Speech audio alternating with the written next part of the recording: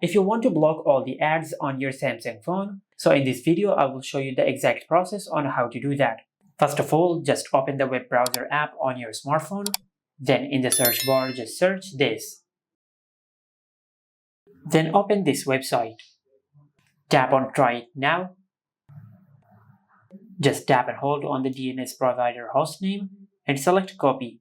And after you do that, then go to your home screen and open Settings. Then tap on Connections. From here, just tap on More Connection Settings. Then tap on Private DNS. Now instead of Off or Automatic, just select Private DNS Provider Hostname.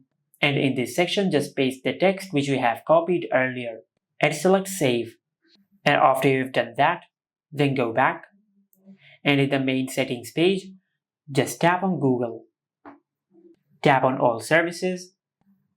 And from here, you will find the option of Ads. Just tap on it. Then tap on Reset Advertising ID and select Confirm.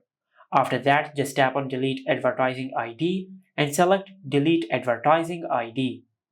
And this is how you can block all the ads on any Samsung phone.